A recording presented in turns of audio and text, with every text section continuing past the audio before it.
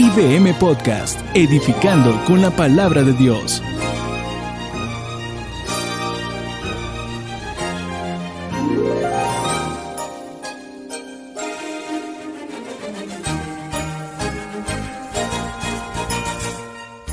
¿Qué tal? Que la bendición de Dios esté contigo en este miércoles de Semana Santa. Hoy quiero llevarte a Mateo capítulo 26, donde se encuentra el gran relato de la pasión, del padecimiento, la muerte, pero también la resurrección de nuestro Señor y Salvador Jesucristo. En este punto del relato de Mateo del capítulo 26 abre un gran relato de 3 extensos capítulos que Mateo dedicó a este hecho. Un hecho fundamental que marca la vida del cristianismo, de nuestras creencias, la muerte de Jesucristo. La muerte de Jesucristo en la Pascua, que ha sido nuestro tema en este mes. Hoy quiero hablarte de Jesucristo, el varón de dolores. Jesucristo, el varón de dolores. Hay que entender siempre que la Biblia relata que el hecho fundamental de la vida de Jesús es su muerte y su resurrección, por supuesto.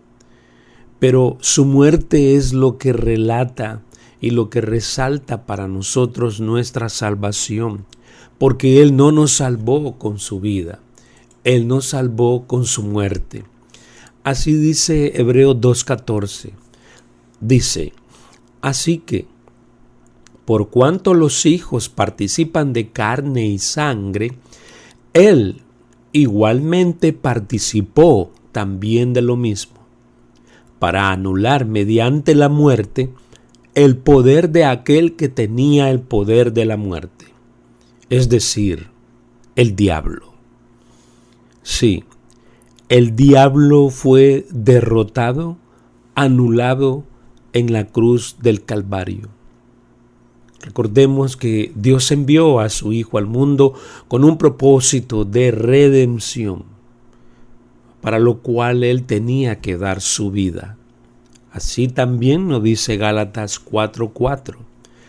Dice, pero cuando vino la plenitud del tiempo, Dios envió a su Hijo, nacido de mujer, nacido bajo la ley.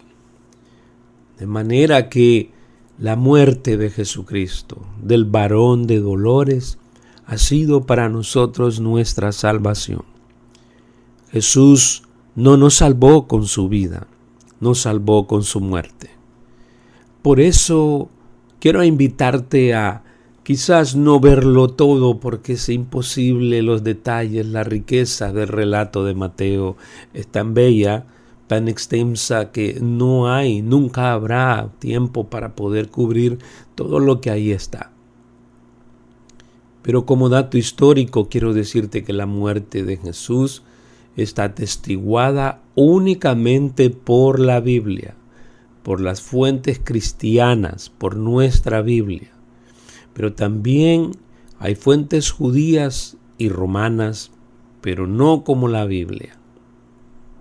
Aunque todas ellas concuerdan en la descripción de su muerte por medio de la crucifixión, solamente en nuestro texto bíblico, solamente y solo en él, se encuentra la fidelidad del relato de la muerte de nuestro Señor y su padecimiento previo. Así que los cristianos creemos en una muerte para salvación. La muerte de nuestro Señor Jesucristo debe ser un evento considerado como el fin de una entrega para hacer realidad el reino de Dios entre nosotros los hombres.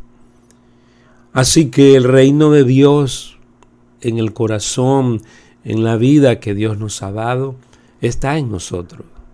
La muerte de Jesús es recuperada por Dios en la resurrección de la tumba, como señal de que Dios nos ama, del amor redentor de Dios. Así el Señor da comienzo a una nueva en la historia humana, en aquello que manifiesta que nosotros hoy llamamos la iglesia. Qué hermoso y qué maravilloso que podemos hablar de esto un día como hoy, miércoles, cuando el relato de Mateo nos va a llevar a entender y a entrar un poco a la muerte de Jesús, el varón de dolores. Esa muerte de Cristo es el núcleo esencial del mensaje evangélico. Es lo que escandalizó a las personas en el mundo y hoy sigue siendo igual. Y que para nosotros los cristianos, la muerte de Jesús es un hecho histórico, pero solo lo podemos reconocer por la fe. Solo así creemos en el crucificado, en el Señor de gloria, sin haberlo visto, sin haberlo oído, pero creemos que Él murió en la cruz por nuestros pecados.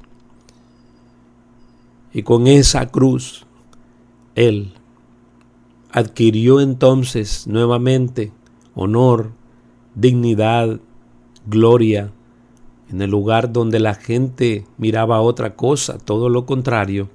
Allí Él brillaba en su amor, en su gloria, en su bondad y en su justicia, porque la cruz señala la muerte del varón de dolores que murió en sustitución por los pecadores. Por eso para nosotros la cruz es bella, hermosa, porque podemos verla con los ojos de la fe, desde el cielo, desde la tierra.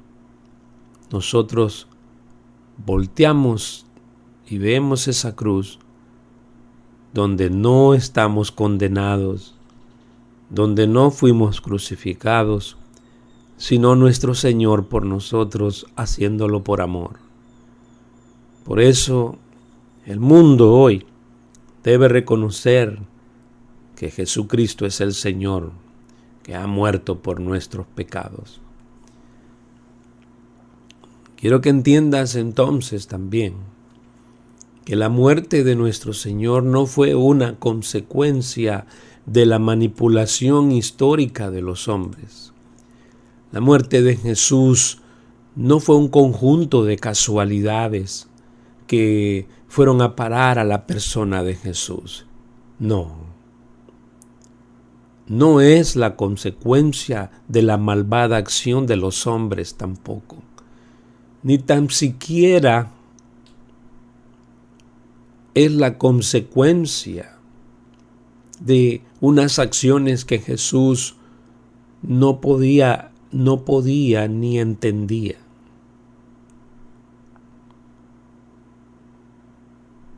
La muerte de Jesús es la culminación del proceso determinado por Dios en la eternidad para redimir al pecador.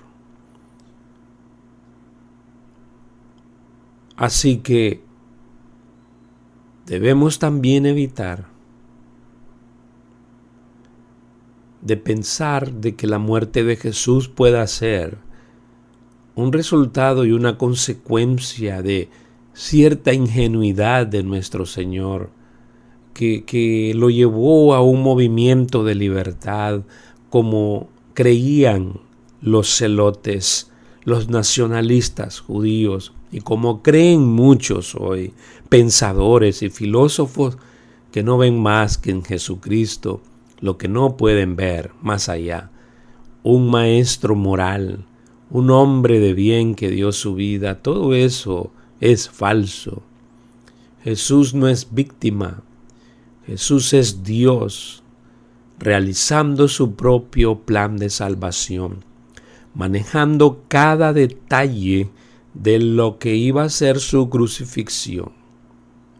Su muerte es un proceso iniciado en la eternidad, antes de la creación del mundo, y que termina en el tiempo histórico de nosotros los hombres, expresando supremamente la manifestación del siervo de Dios, el mensajero del reino de Dios, que se enfrentó al poder de las tinieblas y que venció a Satanás en la cruz del Calvario, y que ahora ofrece la salvación al pecador para sustituirlo y para ser acepto delante de Dios por la fe, para ahora ser hijos de Dios.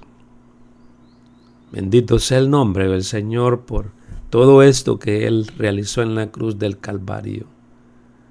Así que entonces quiero comenzar hablándote de este varón de dolores.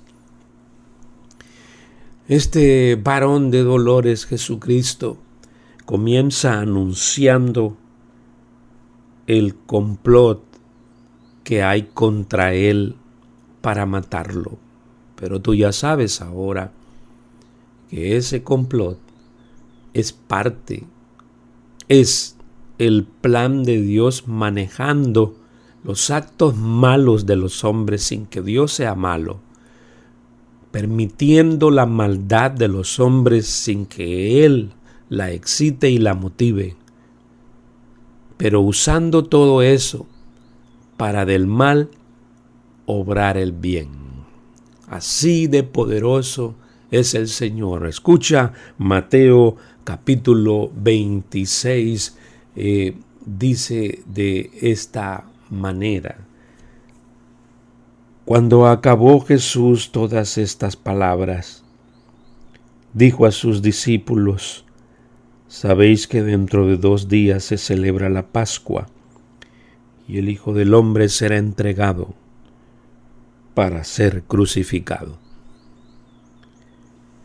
Esas palabras de Jesucristo, palabras que los discípulos no querían escuchar y que para ellos era muy difícil, Mateo las pone en un contexto después de que Jesús ha presentado su apocalipsis en Mateo capítulo 24, capítulo 25, en parte de ellos. Jesús ha presentado un relato del apocalipsis. Cuando estudies Mateo capítulo 24, capítulo 25, debes entender que esa porción es el apocalipsis de Jesucristo. Cuando estudies Apocalipsis debes venir a estudiar estos 2 capítulos, para que tengas una perspectiva muy clara de Jesús y cómo ve el Apocalipsis Jesucristo. Pero será tema de otro día. Hoy estoy hablando del varón de dolores, nuestro Señor y Salvador Jesucristo. Quiero que notes entonces que fue después de hablar del fin del tiempo, de cómo sería el juicio de Dios, es cuando Jesús dice que sabéis que dentro de 2 días se celebra la Pascua y el Hijo del Hombre será entregado para ser crucificado. Para Jesucristo, este varón de dolores, Él está consciente de que sus discípulos debían enfrentar un evento que nadie podía explicar ni nadie jamás hubiera esperado que se realizara en esa predicción de Jesús, que en 2 días que se celebraba la Pascua, el Hijo del Hombre sería entregado para ser crucificado. Es importante en esta porción de Mateo que nosotros podamos tener una idea de qué es esa predicción de Jesucristo. ¿A qué se refiere Jesús con una predicción de esta naturaleza? ¿Qué quiere decir Jesucristo con todo esto? ¿A qué se refiere Él cuando está hablando de que será crucificado, de que pasará algo tremendo en su vida que sus discípulos difícilmente podían comprender, podían entender? ¿Qué sería eso? de la crucifixión. Quiero que entiendas que la crucifixión era un procedimiento de castigo muy habitual en la antigüedad. Se hacía de distintas maneras. Siempre se fijaba un reo a un poste, se podía atar, se podía colgar, clavar o empalar. La crucifixión empezó con los persas que empalaban a sus enemigos. Por la santidad de nuestro tema, no explico qué es el empalar. Pero Jesús fue crucificado, clavado. Así fue como los romanos adoptaron ese castigo también de la crucifixión. Y de esa manera fue llevado Jesucristo también al Calvario en una crucifixión tremenda. Habrá tiempo para hablar de ello más a fondo, pero quiero que entiendas que la muerte de Jesús en la cruz es una muerte que no se parece a ninguna otra, aunque hubieron miles de crucifixiones. Porque el relato de Jesucristo en la cruz del Calvario es realmente un relato muy desgarrador, muy comprometedor y que requiere mucha fe para poderlo creer. Solo los cristianos podemos creer en esto, en su predicción que hizo a los discípulos sobre la muerte en la cruz del Calvario. Así que Mateo nos relata que era un día miércoles como hoy, que Jesús le decía a sus discípulos: dentro de 2 días se celebra la Pascua y el Hijo del Hombre será entregado para ser crucificado.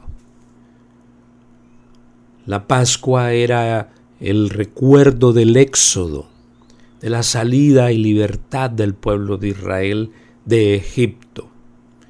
En la Pascua siempre hay un cordero pascual que se sacrifica, y ellos tenían lejos de su mente que eso era precisamente lo que ocurriría con la muerte de nuestro Señor Jesucristo. De manera que entonces Jesús anuncia su muerte. Y así Mateo nos dice que inmediatamente de ese anuncio final de su muerte, estando ya en Jerusalén con sus discípulos a 2 días de celebrarse lo que nosotros llamaríamos el Viernes Santo, Jesucristo habló de la celebración de la Pascua y su crucifixión.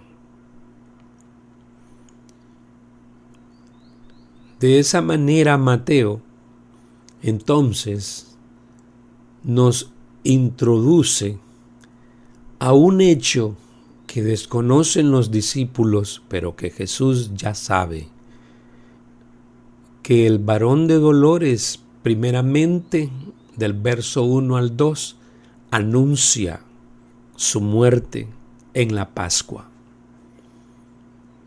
Ahora quiero que te fijes del verso 3 al 5, que el varón de dolores conoce el consejo contra él, el consejo de los enemigos de Jesucristo. Dice el verso 3 al 5, entonces los principales sacerdotes y los ancianos del pueblo se reunieron en el patio del sumo sacerdote llamado Caifás.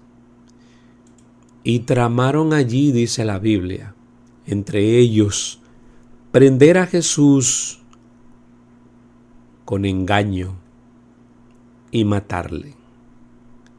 Pero decían, no durante la fiesta, para que no haya un tumulto en el pueblo. Esta porción de Mateo entonces nos recuerda, nos relata, nos dice que hay una acción que se va dando a cabo primero contra Jesús y comienza entre los líderes religiosos de Israel, los principales sacerdotes, los ancianos del pueblo. Se habían reunido en el patio de la casa del sumo sacerdote Caifás, y allí la segunda acción que hacen para reunirse es tramar. La Biblia dice tramar en el verso número 4. Confabular, dice Reina Valera. Tramar. Tramar es una palabra que quisiera que no olvidaras, porque todo fue así. Todo fue tramado contra Jesucristo. Era una realidad. Ellos estaban planeando, acordando en un consejo, mientras Jesús está con sus discípulos, ellos están allí, luego acordando la conspiración, el complot contra Jesucristo. Así que el complot era prenderlo.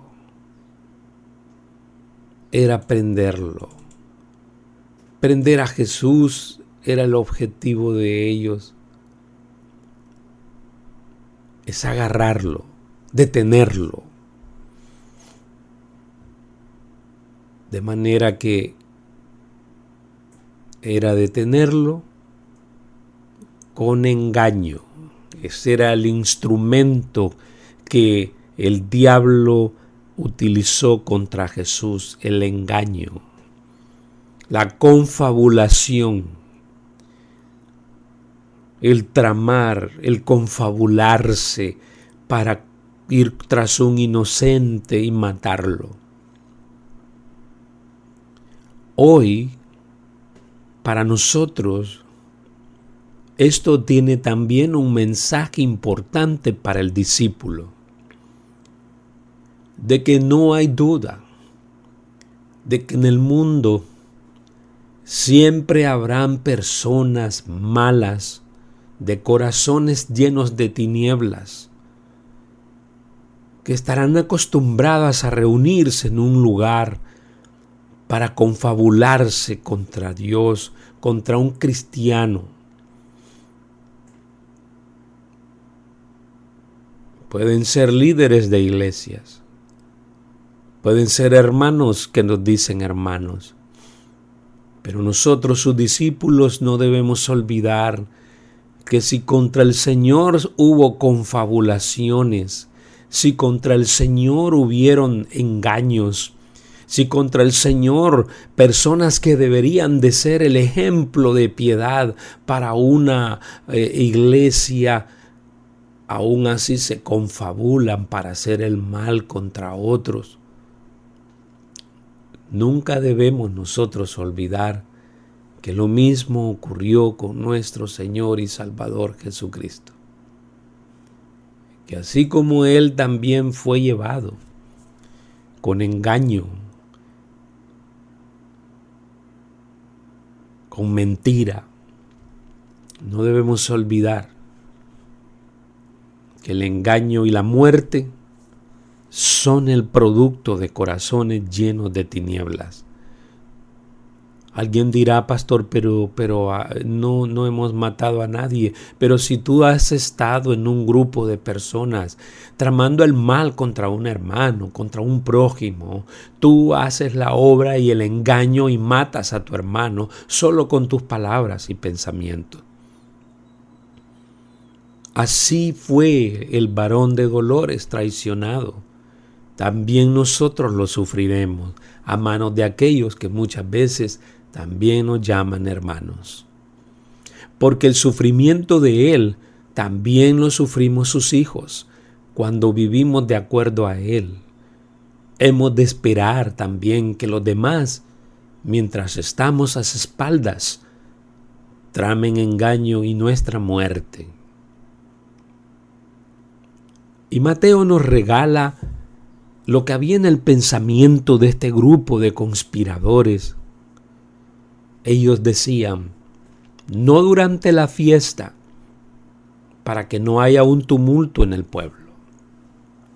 Te das cuenta que Mateo nos enseña en este verso 1 al 5 que la Pascua es una fiesta, que es una fiesta celebrada por el pueblo, de alegría, porque se recuerda la libertad de Dios al pueblo de Israel de mano de los egipcios, que se celebró con la muerte de los primogénitos, de la cual no murieron ellos porque sacrificaron al Cordero Pascual que los salvó de la muerte, que pasó por todas las casas cuyos dinteles no tenían la sangre del Cordero Pascual. Todos murieron allí. Pero no fue así en Israel, y por eso era una fiesta. Por eso el Cordero, el varón de dolores, Jesucristo, nos recuerda que Él es ese Cordero, que en tu casa y en mi casa ahora hay una fiesta, la fiesta de nuestra salvación, la fiesta en la que el Señor nos ha salvado de la muerte con su muerte, muerte que Dios había decretado desde antes de la fundación del mundo, y que Dios fue llevando los hilos de este mundo hacia ese fin. Estos hombres malos, perversos, creían que Jesús era víctima de ellos y de sus grandes habilidades para el engaño. No, ellos estaban cumpliendo el plan de Dios, el plan del Señor para salvar a la humanidad de sus pecados. Así que hemos visto al varón de dolores anunciar su muerte. Y ahora vemos al varón de dolores conocer los hechos que se dan para su muerte y de quienes vendrá el engaño, de quienes vendrá la maldad.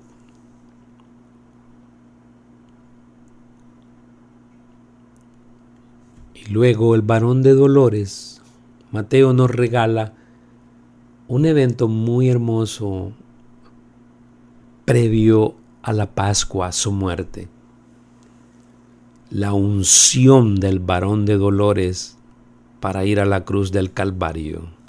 Mira cómo lo dice Mateo en el capítulo 6 al 13, en su ungimiento allá en Betania, un lugar que le gustaba mucho visitar.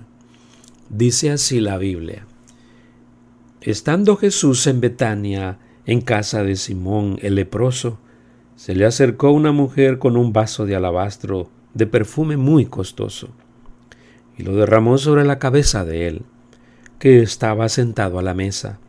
Al ver esto, los discípulos se enojaron y dijeron: ¿para qué este desperdicio? Pues esto podía haberse vendido a buen precio y haberse dado a los pobres. Al darse cuenta, Jesús les dijo: ¿por qué molestáis a esta mujer? Lo que ha hecho conmigo es una buena obra, porque siempre tendréis pobres con vosotros, pero a mí no siempre me tendréis. Pues al derramar este perfume sobre mi cuerpo, lo ha hecho a fin de prepararme para la sepultura. De cierto os digo que donde quiera que se predique este evangelio en todo el mundo, también se contará lo que ésta ha hecho para memoria de ella. Así fue ungido nuestro Señor Jesucristo. Fue ungido por una mujer. Fue ungido en un lugar de Betania, en casa de Simón el leproso. una mujer llegó con un vaso de alabastro. El alabastro, un perfume muy costoso. Tenía el contenido de aquel perfume tan caro y todo lo derramó sobre la cabeza de Jesucristo. Los discípulos creían que eso era un gran desperdicio. Y Jesús les dice, no la molesten. Lo que ha hecho conmigo es una buena obra. Y en el verso 12 nos dice el significado de ese hecho. Al derramar este perfume sobre mi cuerpo, lo ha hecho a fin de prepararme para la sepultura. ¿Te das cuenta? ¿Te das cuenta que el varón de dolores fue ungido con perfume para su sepultura? ¿Y sabes por qué? ¿Sabes qué quiere decir Mateo con eso? Que la muerte de nuestro Señor en la cruz fue de olor fragante para Dios. Que fue una muerte que para Dios impregnó el cielo del perfume del amor de Dios, de la misericordia y la compasión de Dios, porque así es como Dios huele. Amor, misericordia, compasión, bondad, perdón. Y Mateo quiere que el discípulo entienda que el varón de dolores, su muerte, su unción en Betania, su ungimiento, fue para que él esté preparado para la sepultura. De manera que en todo esto, hoy nosotros recordamos también y nos unimos con esta mujer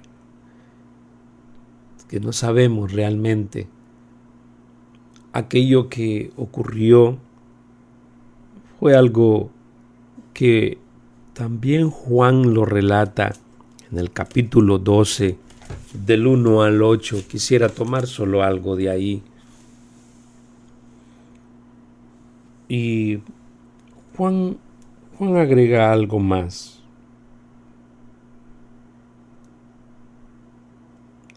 Dice que Jesús dijo en Juan 12:7,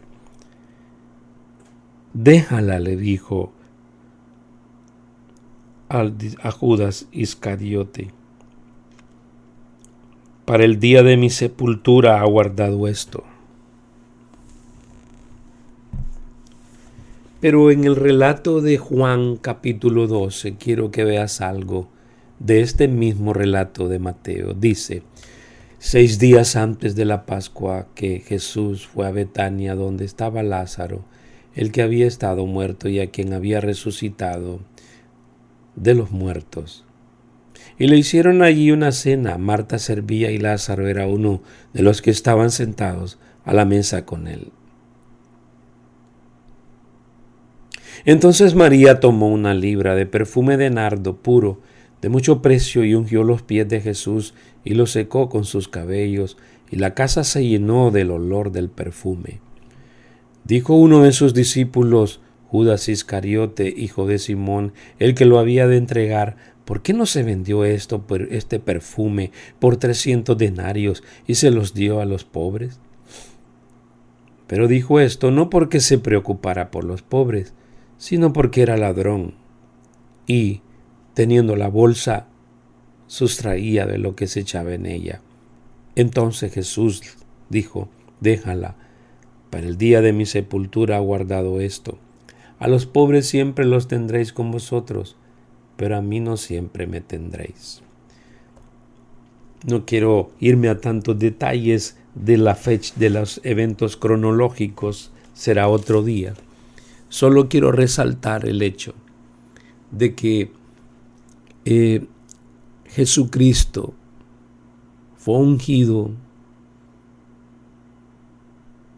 Jesucristo Dice el relato de Juan, la casa se inundó del perfume.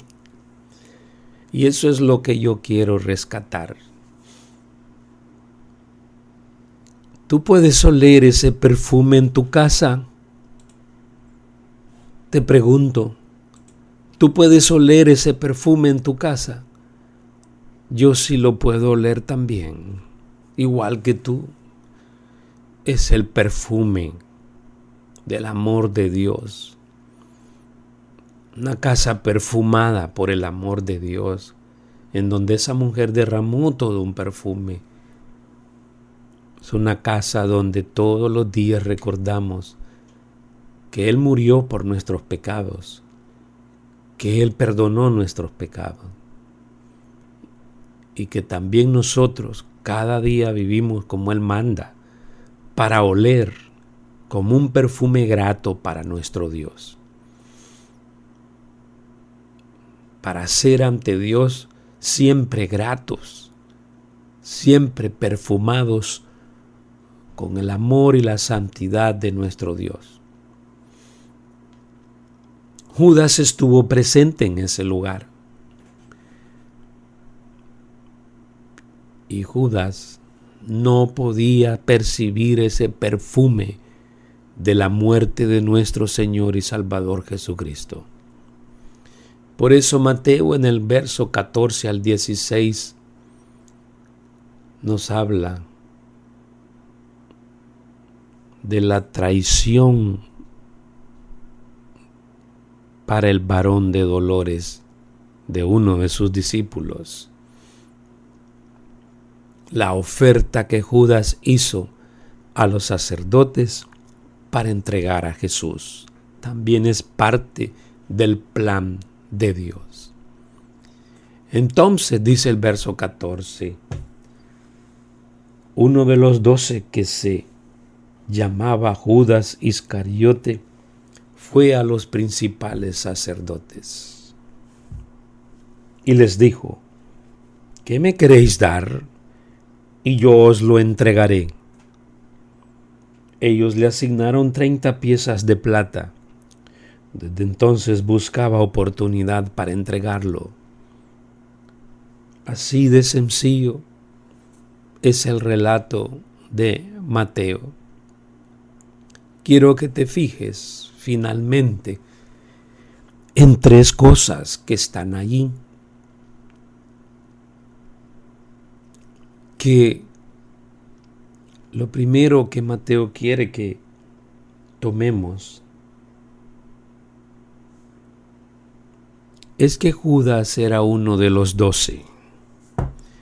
Entonces uno de los 12, llamado Judas Iscariote, fue a los principales sacerdotes.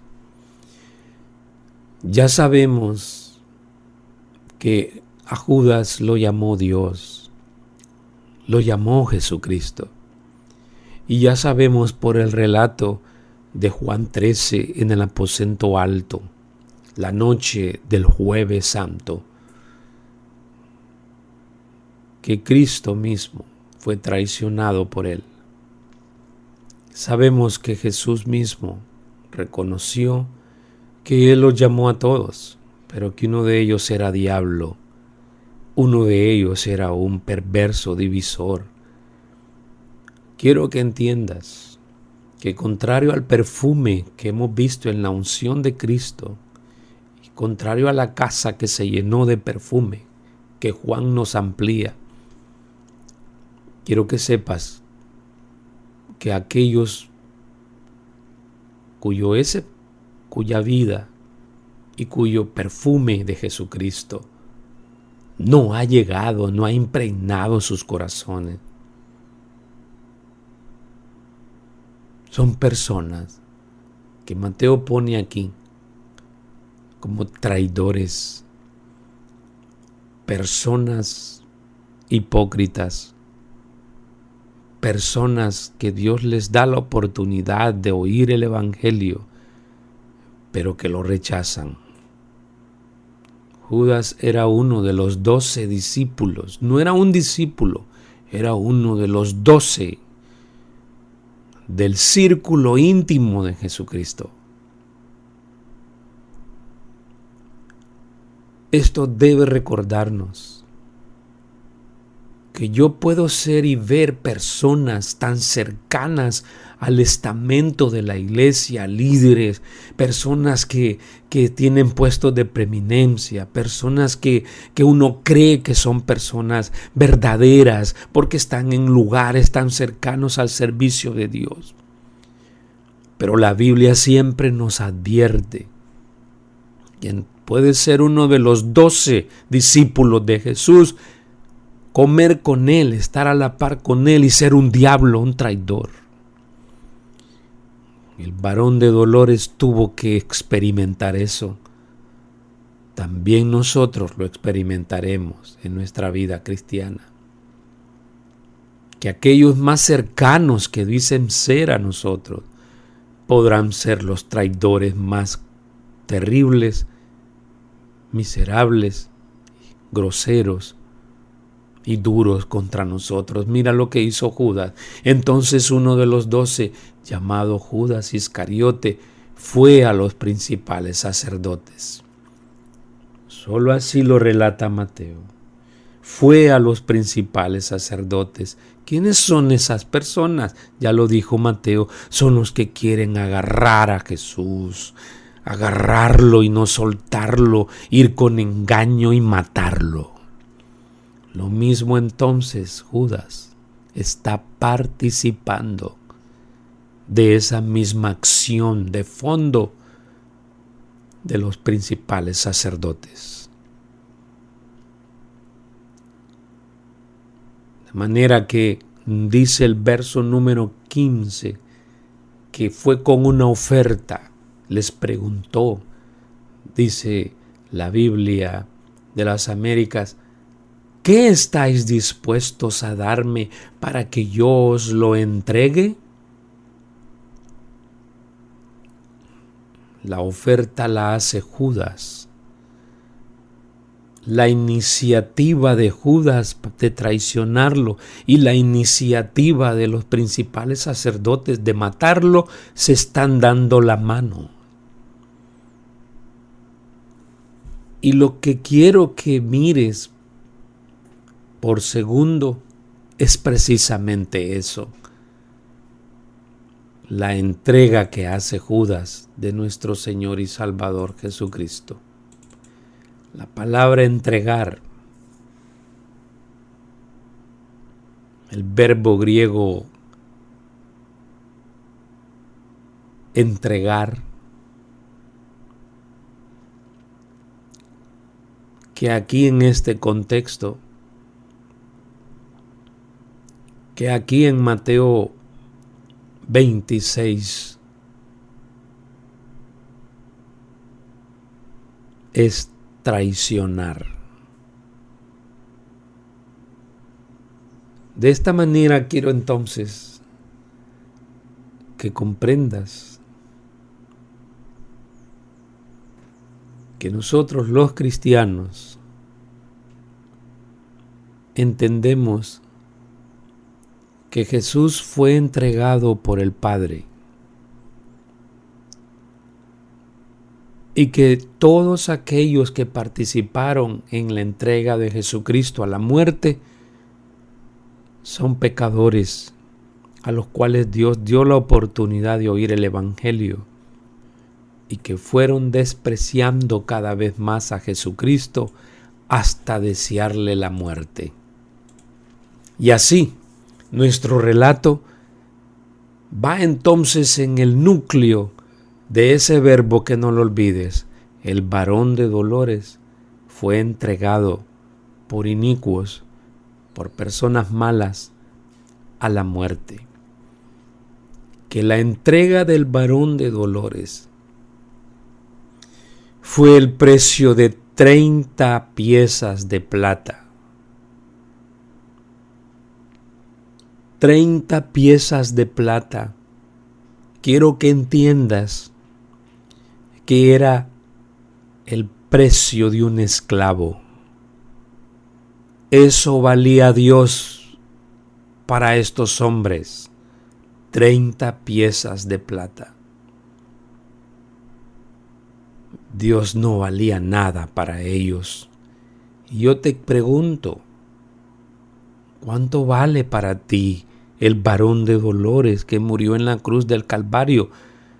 ¿Cuánto tú ves el valor de su muerte en tu vida? Tú sigues siendo el mismo que antes. A ti no te importa realmente lo que hizo Él en la cruz. ¿Así vas a despreciar a Dios? Claro que no.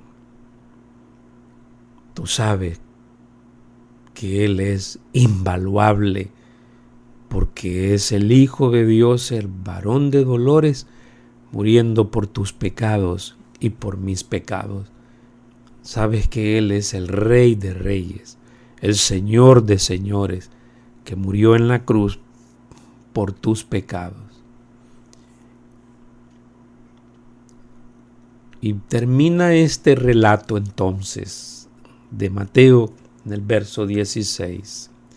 Y desde entonces, dice, buscaba oportunidad para entregarlo. Quiero que te fijes entonces en todo este relato del capítulo 26 de Mateo, del verso 1 al 16 que hemos visto hoy, que Jesús mismo usó ese verbo en el verso 2 cuando dijo, el Hijo del Hombre será entregado para ser crucificado. Quiero entonces que te fijes que ese mismo verso está allí en el relato de Judas 2 veces. Judas preguntó a los principales, ¿qué estáis dispuestos a darme para que yo os lo entregue? Y en el verso 16 termina diciendo, y desde entonces buscaba una oportunidad para entregarle. Así es. Quiero terminar diciéndote, la entrega del varón de dolores a la cruz fue una entrega realmente de Dios, entregando a su Hijo a la muerte, usando el mal de las personas para hacernos bien a los mismos que le hacíamos mal a su propio Hijo. Qué hermoso es el corazón de Dios, diferente al de la criatura mala, perversa, que solo busca el mal. El corazón de Dios es un corazón que ama hasta la muerte. Es un corazón que se entregó a sí mismo por mí, por ti. Hoy celebramos entonces la Pascua, la fiesta, donde lloramos pero también nos regocijamos, donde damos gracias a Dios porque Él se entregó a sí mismo, se entregó en amor a morir por nosotros en la cruz vergonzosa del Calvario, entregado por hombres perversos y malos, pero que solo cumplían realmente con su maldad. Dios la usó para su fin de salvación a la humana raza perversa y maligna. Hoy nos unimos nosotros los cristianos y para nosotros es de mucha reflexión dar gracias a Dios por este acto de amor maravilloso en la cruz del Calvario. Que el varón de dolores sea en tu corazón entonces una convicción que viva, una convicción de fe, para que recuerdes siempre lo que Dios hizo por ti y por mí, cómo se entregó, cómo se dejó ser entregado por inicuos, pero era porque te llevaba a ti y a mí en su corazón para salvarnos de los pecados. Así pues, celebramos la Pascua en reflexión, en agradecimiento a Dios por todo lo que Él ha hecho por nosotros. Que Jesucristo esté en tu vida, que te arrepientas de tus pecados. Reconoce que eres pecador Acepta que Él vino a morir a la cruz por ti y que si le pides perdón de corazón hoy y lo recibes como Señor y Salvador, Él te salvará. Te invitamos a nuestro próximo estudio aquí en IBM Podcast.